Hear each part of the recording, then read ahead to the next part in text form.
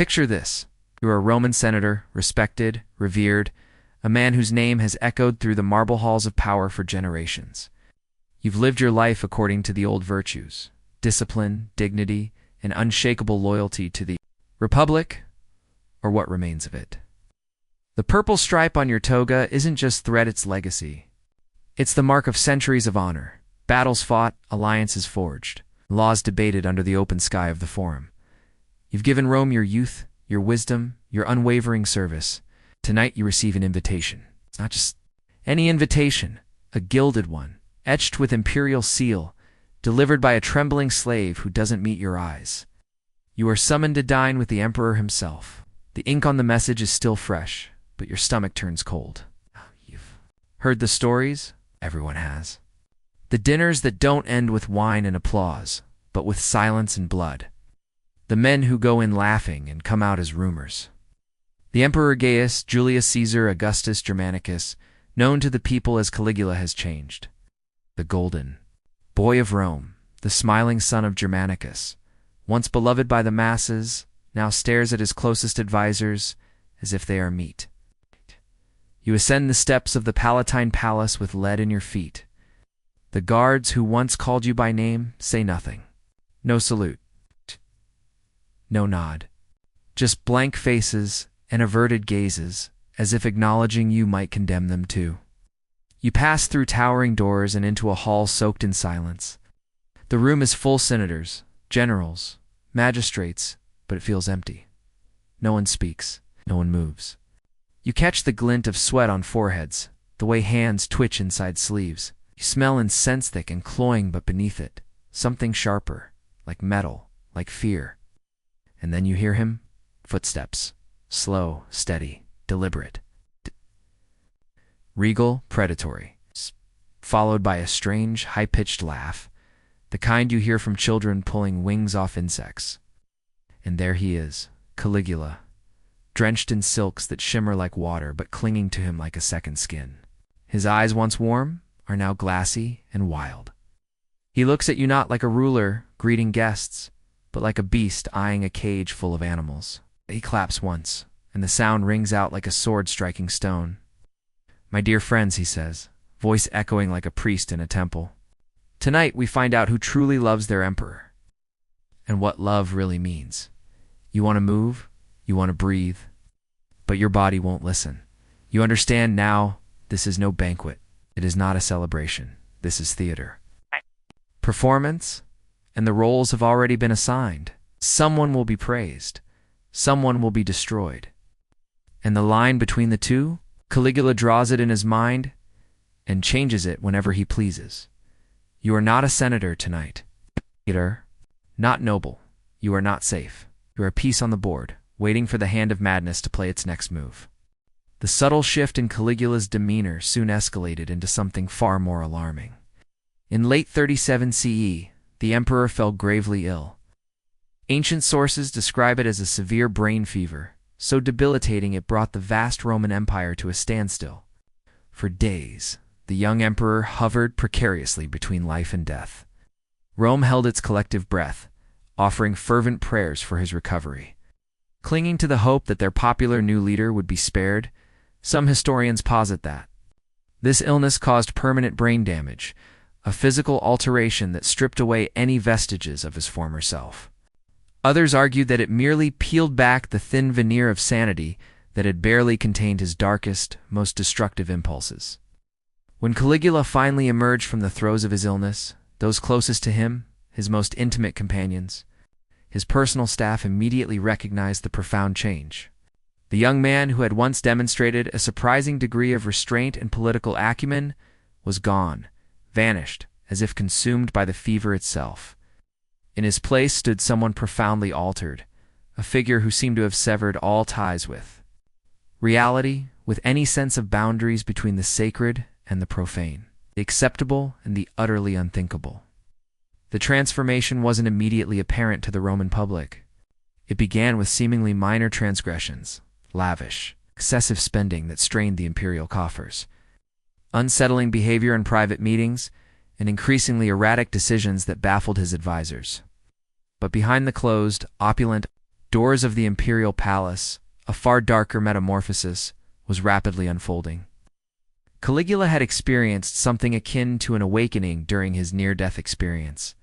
He had grasped an intoxicating, terrifying realization as emperor he possessed absolute, unchallengeable power. He could do literally anything to anyone, and no one, not a single soul, could stop him. This understanding, born from the depths of his illness, became the bedrock of his subsequent reign of terror. The palace staff, the silent witnesses who had served the imperial family for generations, were the first to experience the full force of Caligula's unleashed depravity. Servants who had dedicated their lives to the imperial household suddenly found themselves subjected to the emperor's bizarre whims and increasingly aggressive sexual demands. Young male slaves, often brought from conquered territories or impoverished Roman families, were particularly vulnerable. Caligula would summon them to his private chambers, forcing them to participate in acts that violated every concept of Roman dignity, every moral code. These were not consensual encounters. They were acts of pure, unadulterated dominance designed to solidify Caligula's absolute authority over every living being within his domain. But it was the female servants who suffered most acutely. Ancient sources, written with the carefully veiled language necessitated by the era's sensibilities, hint at the horrors. They describe an emperor who would prowl the palace corridors at night, a predator selecting women at random to satisfy his insatiable appetites. These encounters were brutal, non-consensual assertions of power, leaving behind a trail of terrified and traumatized victims. The sexual perversions, once confined to the emperor's private moments, soon breached the inner sanctums of the palace. Caligula's appetites weren't limited to his household staff. His gaze, now devoid of any conventional morality, began to fall upon the wives of senators and other high-ranking officials. He began inviting these women to private audiences, ostensibly to discuss their husbands' careers, family matters, or even minor imperial petitions. These proud Roman matrons, raised in the strict moral codes of Roman aristocracy, were suddenly ensnared in terrifying situations. Refusing the emperor's advances was not an option. It meant certain death, not just for themselves, but for their entire families. One particularly chilling account details how Caligula would force these women to strip naked and perform various sexual acts while he watched from his throne, sometimes even bringing in multiple women simultaneously, forcing them to compete. For his twisted attention, psychological torture was as meticulously calculated as the physical abuse. These women, who had once commanded respect and admiration throughout the empire, were reduced to mere sexual playthings, instruments for the emperor's perverse amusement. Caligula's transformation of the palace into a den of sexual depravity wasn't merely about personal gratification. It was a calculated strategy to dismantle the very foundations of Roman social order. He understood with a terrifying clarity that by forcing the empire's most respected citizens to participate in or witness acts of sexual degradation, he could break their spirits more completely and irrevocably than any physical torture. Sex became his most potent weapon. It's a tool for psychological annihilation. The emperor began hosting elaborate dinner parties, gatherings that would initially maintain the veneer of civilized entertainment, complete with fine food, wine, and intellectual discourse. But as the evening progressed, the pretense would inevitably unravel, devolving into grotesque orgies. He would invite senators, along with their wives and even their daughters, all compelled to attend. The insidious nature of Caligula's malice became starkly apparent as he began to make increasingly inappropriate and horrifying demands. Senator Marcus Caligula might purr, his voice deceptively casual, as if merely requesting more wine. Ow. "Your wife has such beautiful eyes. I wonder what they would look like when she's on her knees before me." The senator, a man of immense power and influence in any other circumstance, would be forced to sit in agonizing silence, knowing that any protest, any hint of defiance would result in the immediate and brutal execution of his entire family. Meanwhile, his wife, a proud Roman matron, would be compelled to comply with whatever degrading sexual act the emperor demanded, often while her husband, and even her own children, watched in helpless horror. The psychological damage inflicted upon these families was often irreparable, leaving behind shattered marriages, traumatized children, and proud Roman bloodlines reduced to instruments of the emperor's perverse pleasure. Caligula seemed to derive particular venomous delight in forcing senators to witness the sexual degradation of their own wives. He would meticulously arrange special seating, ensuring that husbands had an unobstructed, agonizing view of their wives being forced to perform oral sex or engage in intercourse with the emperor himself, or with his chosen partners. The men's faces a sickening tableau of impotent rage, utter helplessness, and profound shame appeared to provide Caligula with as much twisted satisfaction as the sexual acts themselves. It was a complete psychological emasculation, the very physical structure of the imperial palace complex on the Palatine Hill underwent grotesque modifications to accommodate Caligula's increasingly elaborate and depraved sexual fantasies. It commissioned special chambers designed specifically for group sexual activities, complete with elaborate staging and strategically placed viewing areas. Surviving ancient architectural fragments suggest rooms where conventional furniture was entirely replaced with couches arranged in circles, curiously designed to allow for maximum visibility of sexual activities from multiple angles. One particularly disturbing room, according to contemporary accounts, was conceived as a miniature amphitheater, featuring raised seating surrounding a central arena where the emperor would stage his horrific sexual performances. He would compel captured enemies, palace slaves, and sometimes even Roman citizens, forced from their homes, to engage in various sexual acts, while audiences of senators and their families were compelled to watch and, sickeningly, to applaud. The emperor's own bedroom, once a private sanctuary, became a particular source of terror for palace inhabitants. Unlike the secluded quarters of previous emperors, Caligula's chamber was equipped with viewing areas and multiple entrances, allowing him to bring in audiences to witness his sexual encounters. He seemed to derive as much pleasure from being watched as from the acts themselves, treating even the most intimate acts of intercourse as a public demonstration of his absolute, unchallengeable power. In a horrifying escalation, Caligula also established what could only be described as a brothel within the very walls of the palace. Staffed by the wives and daughters of senators who had fallen out of favor, these noble women, once revered figures in Roman society, were brutally forced to service not only the emperor, but also his guests, foreign dignitaries, and, in the ultimate act of humiliation, common soldiers. The emperor would often personally oversee these activities, providing cruel commentary and directing the participants like a malevolent theater director staging a grotesque play.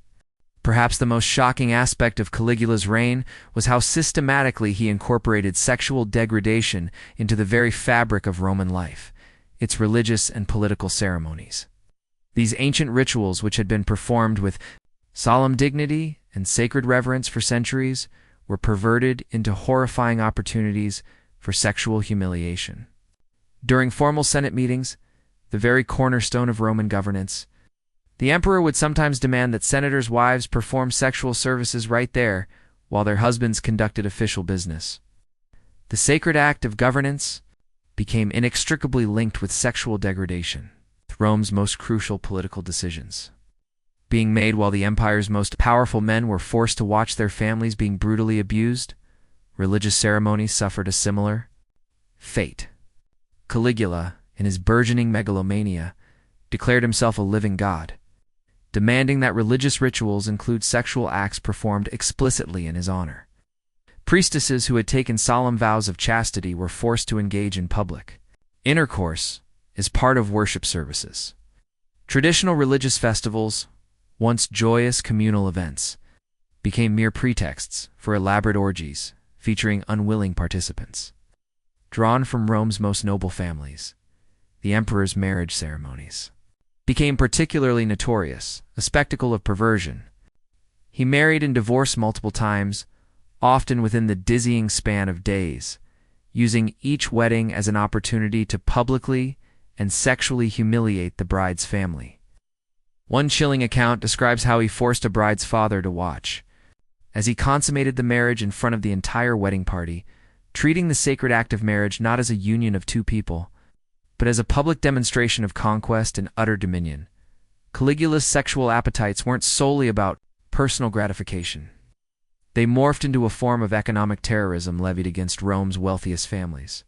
The emperor would identify the most beautiful wives and daughters of affluent citizens, and demand sexual access to them in exchange for their families' continued safety, prosperity, and even their lives. This created a grotesque marketplace, where Roman nobles were forced to offer their female relatives as a horrifying form of payment for political favor, or more simply, for survival itself. Families would receive ominous invitations for their women to attend private audiences with the emperor, knowing full well what these meetings entailed, yet utterly unable to refuse without risking everything they owned, their very existence. In a further escalation of his depravity, the emperor established a formal taxation system based on sexual services.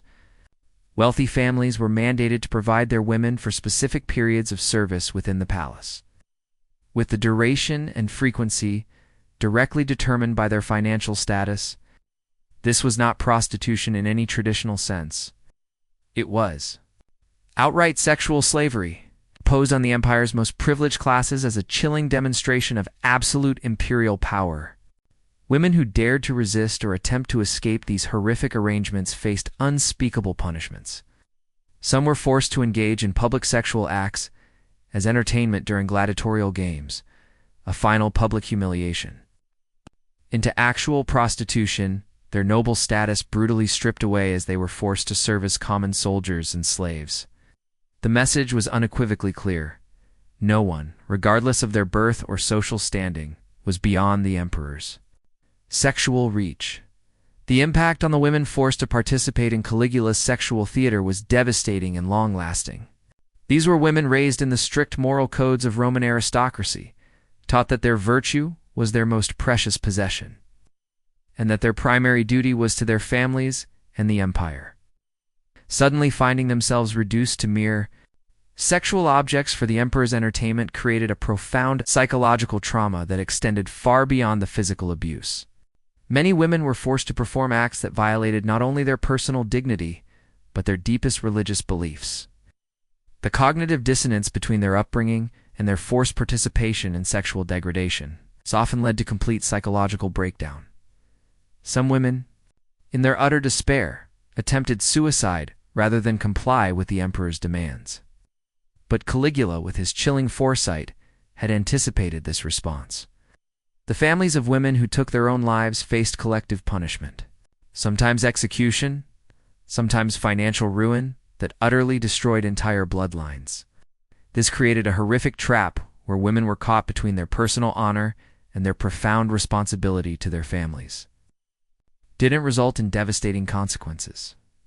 The emperor seemed to revel in breaking the spirits of women who initially resisted his advances. He would subject them to increasingly degrading sexual acts until they eventually submitted completely, their resistance utterly crushed by the relentless application of imperial power. These broken women would then be used as horrifying examples, their complete submission serving as a brutal warning of what awaited those who dared to defy the emperor's monstrous will. Perhaps even more psychologically devastating was the forced complicity of Roman men in their own families' sexual degradation.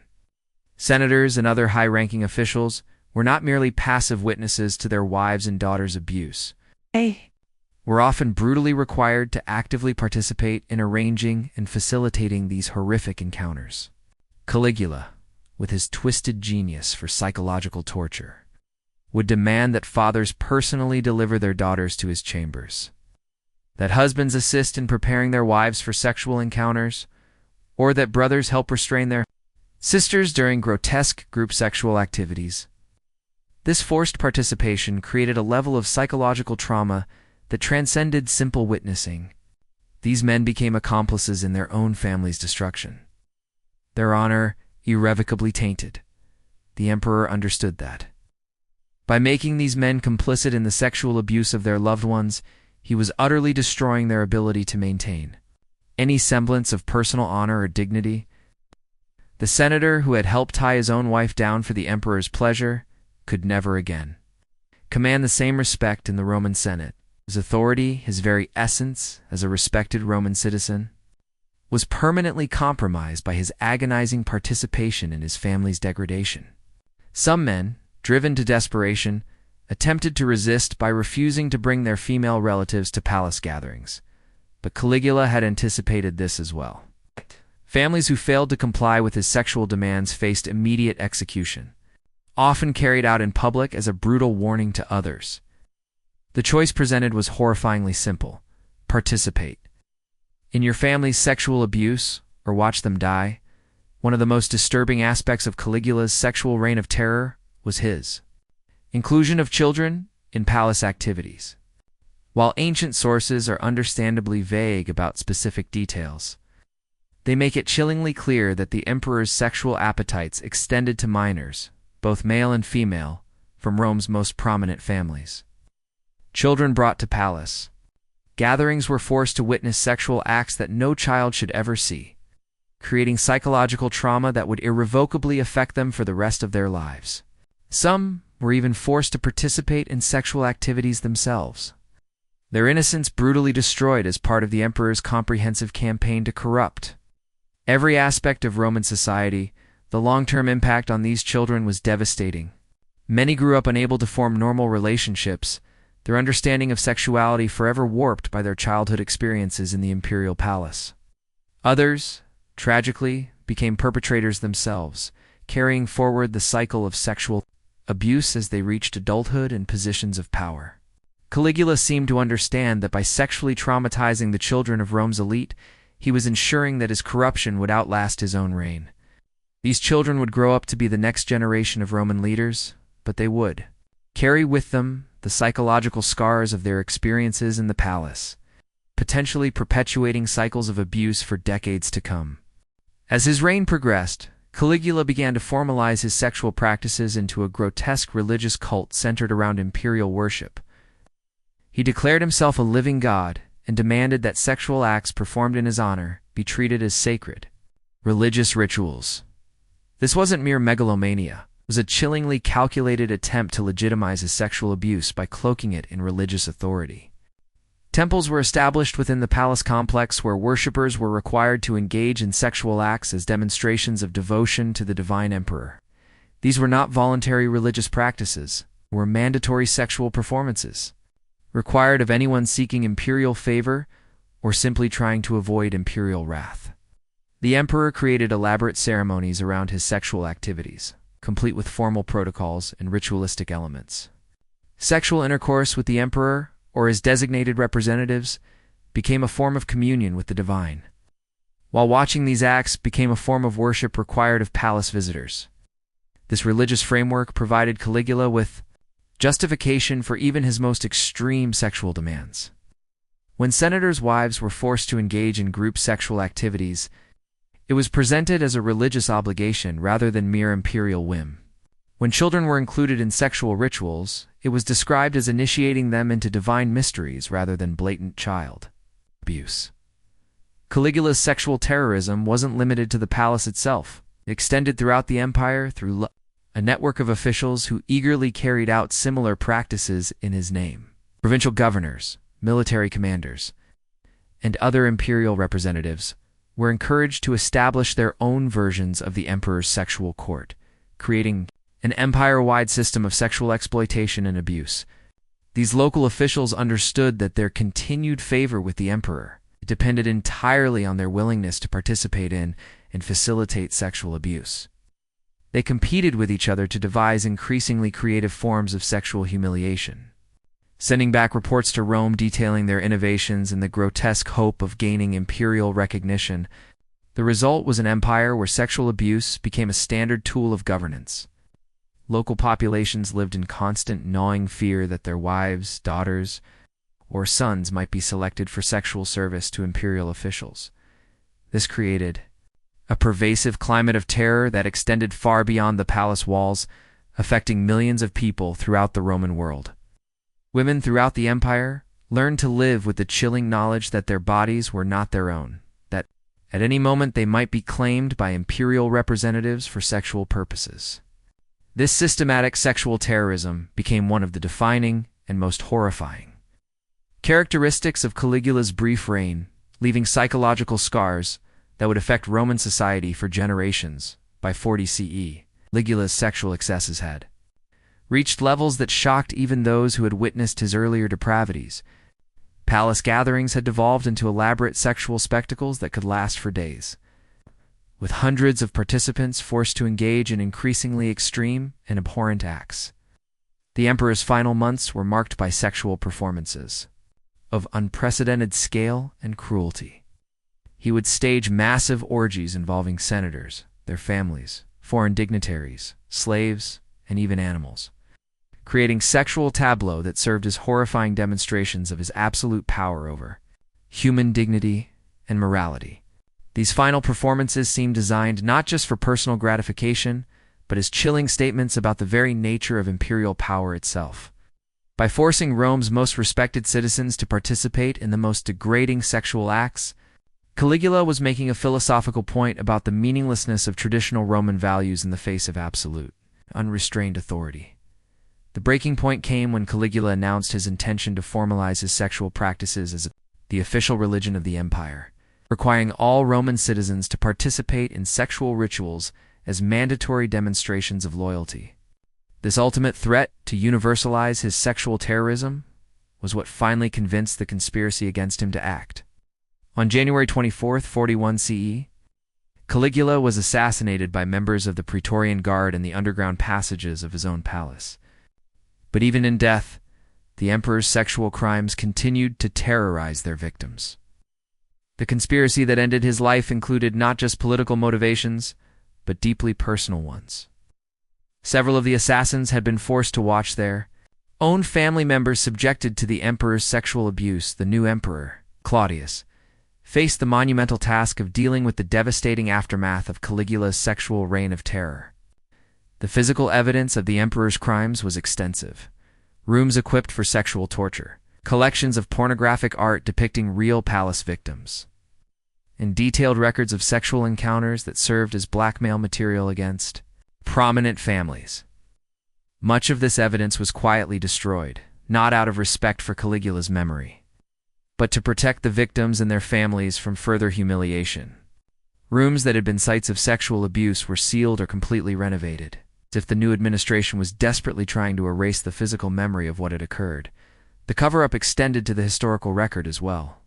While ancient historians clearly documented Caligula's sexual crimes, they used coded language that obscured the full horrific extent of the abuse. Many victims and their families preferred this discretion, understanding that detailed accounts of their experiences would only perpetuate their humiliation and destroy what remained of their social standing. The most tragic aspect of Caligula's sexual terrorism was how effectively it silenced its victims. The Roman social system, with its rigid emphasis on honor and family reputation, has made it nearly impossible for survivors to speak openly about their experiences without utterly destroying what little remained of their social standing. Women who had been sexually abused by the emperor faced a society that would inevitably blame them for their victimization, regardless of the circumstances. Men who had been forced to watch their wives' sexual degradation couldn't speak about their experiences without admitting their own powerlessness and, to some degree, their complicity. Children who had witnessed or experienced sexual abuse often carried their trauma in silence for their entire lives. This conspiracy of silence meant that the full extent of Caligula's sexual crimes may never be truly known. Families destroyed by sexual abuse had every incentive to hide their experiences, while historical accounts were necessarily limited by social conventions that made explicit discussion of sexual matters inappropriate for public consumption. The silence also meant that many victims never received justice or even acknowledgement of their suffering. The new imperial administration was primarily focused on political stability rather than addressing past abuses, leaving survivors to cope with their profound trauma without support or recognition. The sexual crimes committed in Caligula's palace had consequences that extended far beyond his mere 4-year reign. The psychological trauma inflicted on Rome's elite created generational patterns of dysfunction that affected Roman society for decades to come. Children who had witnessed or experienced sexual abuse in the palace grew up with profoundly damaged understandings of sexuality, power, and human relationships. Many, tragically, became perpetrators themselves. Unable to distinguish between normal sexual expression and the abusive practices they had learned in childhood, others became victims again, their childhood trauma making them vulnerable to further exploitation. The families that survived Caligula's reign often found themselves permanently marked by their experiences. Marriages destroyed by forced sexual encounters never recovered, while children raised in environments of sexual terror struggled to form healthy relationships as adults. The social fabric of Roman aristocracy was permanently damaged by the systematic sexual abuse of its most prominent members. Perhaps most significantly, Caligula's sexual terrorism established terrifying patterns of imperial abuse that would tragically resurface throughout Roman history. Later emperors, while perhaps not matching Caligula's extremes, understood that sexual exploitation was a powerful tool for maintaining control over subordinates and eliminating political opposition. Today, tourists walk through the sun-drenched ruins of the Palatine Hill, marveling at the remnants of imperial grandeur, largely unaware of the unspeakable horrors that once unfolded within these crumbling walls. The marble floors that once echoed with the screams and sobs of unwilling victims now host guided tours and scholarly lectures about ancient Roman architecture. But if you know what to look for, the chilling evidence remains. Foundation stones that once supported rooms designed specifically for sexual torture, drainage systems that carried away the physical evidence of countless assaults, underground passages where terrified victims waited their turn to be summoned to the emperor's horrifying presence. The ghosts of Caligula's victims still haunt these silent ruins. The senator's wife who killed herself rather than endure another night of imperial attention. The 10-year-old boy who watched his mother being sexually tortured. The proud Roman matron who was forced to work as a prostitute in the palace brothel. Their stories were deliberately erased from history, but their suffering remains embedded in the very stones of this place. Caligula's transformation of the imperial palace into a theater of sexual horror lasted less than 4 years. But its impact echoed through Roman history and continues to resonate today. The emperor's crimes remind us that sexual abuse has always been a weapon of choice for those who seek to dominate and control others, and that the most elaborate systems of civilization can be corrupted by individuals who recognize no limits. On their exercise of power, the palace may be ruins now, but its lessons endure. The systematic sexual abuse of the vulnerable by those in positions of authority isn't a relic of ancient barbarism. It's a pattern that repeats itself whenever human beings are given absolute power over others and choose to use it for evil. The only difference between Caligula's sexual terrorism and modern forms of abuse is often the scale and the documentation. The fundamental dynamics of power, control, and sexual exploitation remain disturbingly consistent across the centuries. In the end, the emperor who turned his palace into an orgy left behind more than just traumatized survivors and political chaos. He created a horrifying template for sexual terrorism that would be studied and sometimes emulated by tyrants throughout history. His legacy is written not in marble monuments or bronze inscriptions, but in the psychological scars passed down through generations of victims. A chilling reminder that the worst crimes are often those that destroy not just bodies, but souls.